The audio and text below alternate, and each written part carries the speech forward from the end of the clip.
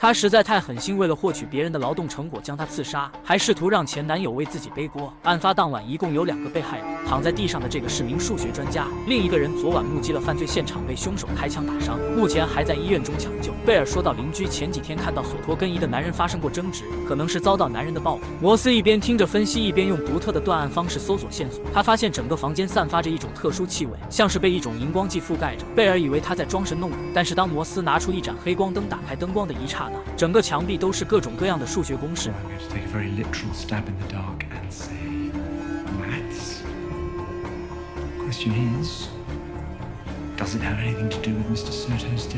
随后他们找来了一位数学专家看下这是什么。专家高兴地说道，能写出这个绝对是个天才，这个困扰数学界几百年的难题眼看就要被攻克了。摩斯想不通一道数学题能成为杀人动机，但专家说到，解决这个难题不仅能获得100万奖励，还能名留千史。面对这样的诱惑，谁能不心动？摩斯猜测有人想窃取索托研究成果，准备先从研究这种难题的组织开始调查。专家给他推荐一位数学教授。泰雅说到，认识索托是在几年前写论文时候，随后拿出自己写的 P 对 NP 的相关论文。摩斯发现其中一张图片和之前看到的公式很像。泰雅说到，这是希里尔写的。摩斯将这个线索告诉了贝尔，但贝尔这边有个不好的消息，发现了第2个被害者跟刺杀索托用的是同一把手枪，这个被害者正是希里尔。线索到这里中断了，2个数学家都是非常谨慎，用荧光剂进行掩盖。凶手又是如何发现他们研究成果的？华生翻开调查报告，上面写着在希里尔外套里发现狗毛。摩斯看到照片，断定是只波士顿狗。此时贝尔打电话让摩斯过去一趟，因为在希里尔家里发现一个窃听器，他已经被监视很长时间了。摩斯注意到公寓对面的摄像头有点不对劲，他爬上车顶，从摄像头上拆下一个零件，有人利用这个拦截了信号进行监视。不过这个信号器可以反向追踪接收者。最终他们追踪到了一家科技公司。起初莱斯纳极力否认监视事情，但经不住被轮番试探，最后自己说漏了嘴。监视希里尔只是为了获取他的研究成果，从来没有想过刺杀他，因为他的加密技术能够做到黑进任何一台服务器，帮助公司站在科技前沿，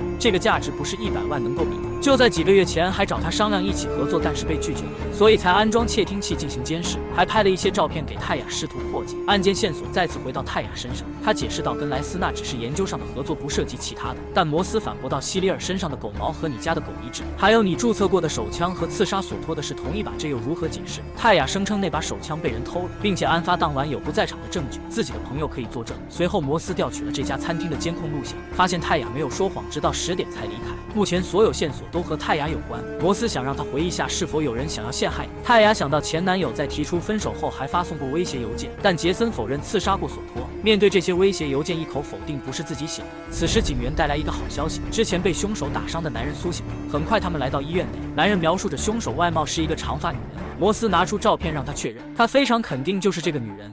Are you positive? She was standing 2 feet from me. Like that's her, no doubt.